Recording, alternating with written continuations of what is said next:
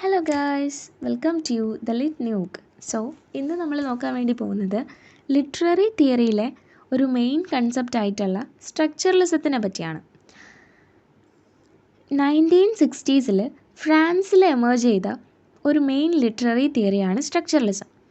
Individual മീനിങ്സിൽ focus ചെയ്യാതെ സ്ട്രക്ചറിൽ ഫോക്കസ് ചെയ്തിട്ട് ലിറ്ററേച്ചറിനെയും ലാംഗ്വേജിനെയും ഒക്കെ അനലൈസ് ചെയ്യുന്ന തിയറിയാണ് സ്ട്രക്ചറലിസം. സ്വിസ് ലിംഗ്വിസ്റ്റ് ആയിട്ടുള്ള ഫെർഡിനാൻഡ് ഡിസോഷ്യറിൻ്റെ സ്ട്രോങ് ഇൻഫ്ലുവൻസ് സ്ട്രക്ചറലിസത്തിൽ നമുക്ക് കാണാൻ വേണ്ടി സാധിക്കും.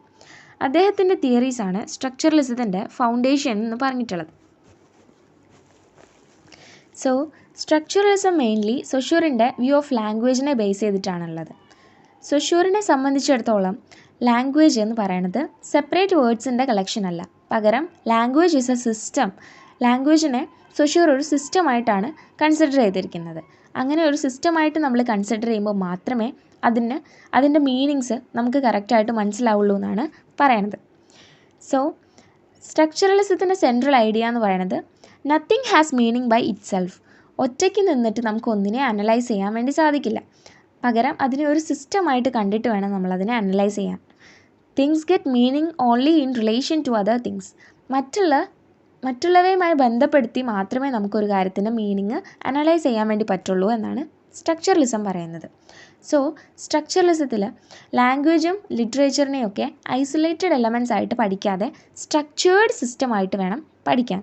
സോ നമ്മളൊരു ടെക്സ്റ്റ് അനലൈസ് ചെയ്യുമ്പോൾ, ഒരു ലിറ്റററി ടെക്സ്റ്റ് അനലൈസ് ചെയ്യുന്ന സമയത്ത് നമ്മൾ എന്ത് ചെയ്യണം? അതിൻ്റെ പാറ്റേൺസിനെ ഫോക്കസ് ചെയ്യണം, അതിൻ്റെ സ്ട്രക്ചേഴ്സിനെ ഫോക്കസ് ചെയ്യണം, അവ തമ്മിലുള്ള റിലേഷൻഷിപ്സിനെയും ഫോക്കസ് ചെയ്യണം. അല്ലാതെ ഓതറിൻ്റെ ഇൻറ്റൻഷൻ എന്തായിരുന്നു, ഓതർ എന്താണ് ഉദ്ദേശിച്ചത്, ഓതറിൻ്റെ ഒരു ബാക്ക്ഗ്രൗണ്ട് എന്താണ്, ആ ഒരു വർക്കിൻ്റെ ഹിസ്റ്റോറിക്കൽ ബാക്ക്ഗ്രൗണ്ട് എന്താണ്, അങ്ങനെയുള്ള കാര്യങ്ങളെ ഒന്നും യാതൊരു പ്രാധാന്യവും സ്ട്രക്ചറലിസത്തിൽ കൊടുത്തിട്ടുണ്ടായിരുന്നില്ല. സ്ട്രക്ചറലിസത്തിലെ മറ്റ് മേജർ ഫിഗേഴ്സാണ് Roland Barthes, Claude Levi Strauss, Gerard Genette, Roman Jakobson എന്നിവരെല്ലാം. സ്ട്രക്ചറലിസം ഒരു ഇൻ്റർ ഡിസിപ്ലിനറി തിയറിയാണ്. അത് ലിംഗ്വിസ്റ്റിക്സിലും ലിറ്ററേച്ചറിലും ആന്ത്രോപോളജിയിലും കൾച്ചറൽ സ്റ്റഡീസിലൊക്കെ യൂസ് ചെയ്തിട്ടുണ്ട്.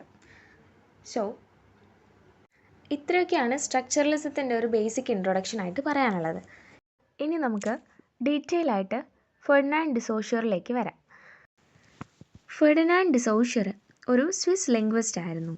He is considered as the father of modern linguistics and also the founder of structuralism. അദ്ദേഹത്തിൻ്റെ ഫേമസ് ബുക്കായ കോഴ്സ് ഇൻ ജനറൽ ലിംഗ്വിസ്റ്റിക്സിലൂടെയാണ് മെയിനായിട്ട് അദ്ദേഹത്തിൻ്റെ ഐഡിയാസ് എല്ലാം പോപ്പുലറായത്.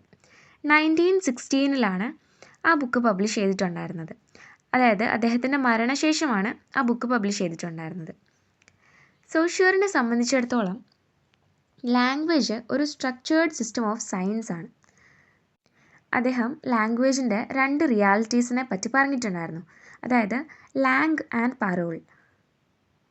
Lang refers to the system of language. അതായത് ഒരു സ്പീച്ച് കമ്മ്യൂണിറ്റിയിൽ ഷെയർ ചെയ്യുന്ന grammar rules, vocabulary, usages, conventions, ഇതിനൊക്കെയാണ് langue എന്ന് പറയുന്നത്. പരോൾ, അതായത് അടുത്തതാണ് parole. So parole refers to the individual speech. അതായത് റിയൽ ലൈഫിൽ അല്ലെങ്കിൽ നമ്മുടെ ഡെയിലി ലൈഫിൽ നമ്മൾ എങ്ങനെയാണ് ലാംഗ്വേജിനെ യൂസ് ചെയ്യുന്നത് എന്നാണ് പരോൾ പറയുന്നത്.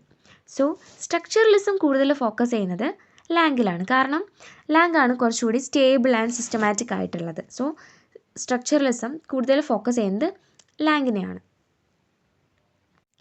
പിന്നീട് Saussure synchronic and diachronic study of ലാംഗ്വേജിനെ പറ്റി പറയുന്നുണ്ട്. സിങ്ക്രോണിക് സ്റ്റഡി എന്ന് പറഞ്ഞാൽ ലാംഗ്വേജിൻ്റെ ഹിസ്റ്റോറിക്കൽ ഡെവലപ്മെൻറ്റ് കൺസിഡർ ചെയ്യാതെ ഒരു പെർട്ടിക്കുലർ പോയിൻ്റ് ഓഫ് ടൈമിൽ ലാംഗ്വേജിനെ പഠിക്കുന്നതിനെയാണ് സിങ്ക്രോണിക് സ്റ്റഡി എന്ന് പറയുന്നത്.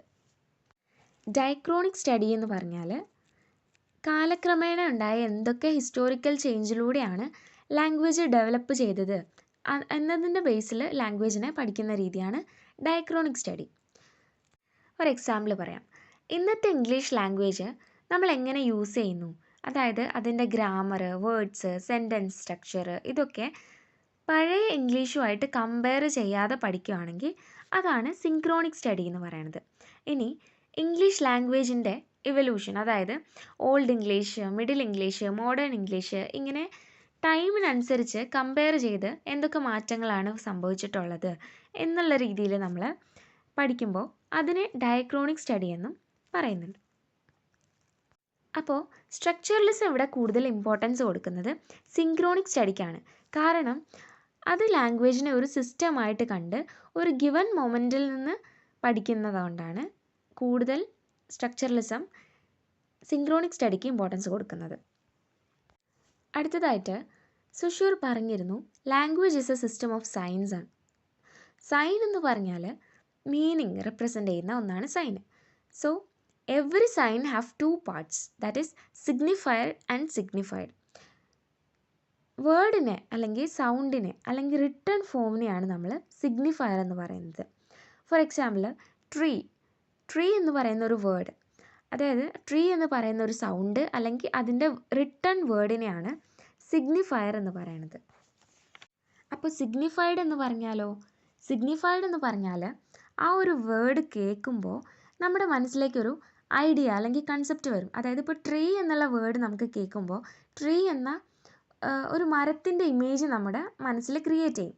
ആ ഒരു ഇമേജിനെയാണ് നമ്മൾ സിഗ്നിഫൈഡ് എന്ന് വിളിക്കുന്നത്. അപ്പോൾ സൈൻ എന്ന് പറഞ്ഞാൽ combination of signifier and signified ആണ്. സിഗ്നിഫയറും സിഗ്നിഫൈഡും കൂടി ചേരുമ്പോഴാണ് സൈൻ എന്ന് പറയുന്നത് ഉണ്ടാകുന്നത്. സുഷൂർ പറയുന്നുണ്ട് സിഗ്നിഫയറും സിഗ്നിഫൈഡും തമ്മിലുള്ള ബന്ധം ആർബിട്രറി ആണെന്ന്. അതായത് ഒരു വേർഡിനും അതിൻ്റെ മീനിങ്ങിനും തമ്മിൽ ഒരു നേച്ചുറൽ കണക്ഷൻ ഇല്ലെന്നാണ് പറയുന്നത്. ഫോർ എക്സാമ്പിൾ ഡോഗ് എന്നുള്ളൊരു വേർഡ് എടുക്കുകയാണ്. അതായത് 4 കാലും ഒരു വാലും ഉള്ളൊരു ജീവിയാണ് ഡോഗ്. അതിനെ നമ്മൾ ഇംഗ്ലീഷിൽ ഡോഗ് എന്നും മലയാളത്തിൽ നായ എന്നൊക്കെ വിളിക്കും. പക്ഷേ ആ ജീവി സെയിമാണ്, 2 ഭാഷയിൽ 2 പേരുകളുണ്ടെന്നേ ഉള്ളൂ. സോ ആ ജീവിക്ക് ഡോഗ് എന്ന പേര് വരാൻ നാച്ചുറലായിട്ടൊരു കാരണവുമില്ല. സൊസൈറ്റി ഡിസൈഡ് ചെയ്തിട്ട് ആ ജീവിക്ക് ഡോഗ് എന്ന പേര് വന്നതാണ്. സോ അതായത് വേർഡ് അതിൻ്റെ മീനിങ്ങും തമ്മിൽ നേച്ചുറൽ കണക്ഷൻ അല്ലെങ്കിൽ നേച്ചുറലായിട്ടൊരു ബന്ധമില്ല. അതുകൊണ്ടാണ് സിഗ്നിഫയറും സിഗ്നിഫൈഡും തമ്മിലുള്ള ബന്ധം ആർബിട്രറി ആണെന്ന് പറയുന്നത്. സുഷൂറിൻ്റെ ഐഡിയോളജീസ് ലിംഗ്വിസ്റ്റിക്സിൽ മാത്രം ഒതുങ്ങി നിൽക്കുന്ന ഒന്നല്ലായിരുന്നു. അത് ലിറ്ററേച്ചറിലും ആന്ത്രപ്പോളജിയിലും കൾച്ചറൽ സ്റ്റഡീസിലും ഒക്കെ ഇൻഫ്ലുവൻസ് ചെയ്തിട്ടുണ്ട്. സോ ഇന്ന് നമ്മൾ ബേസിക് ആയിട്ട് സ്ട്രക്ചറലിസത്തിനെ പറ്റി സുഷൂറിൻ്റെ ബേസിക് ഐഡിയാസിനെ പറ്റിയൊക്കെ ഡിസ്കസ് ചെയ്തു. So hope you all understood it. So ഇത്രയേ ഉള്ളൂ. See you in the next video. Thank you.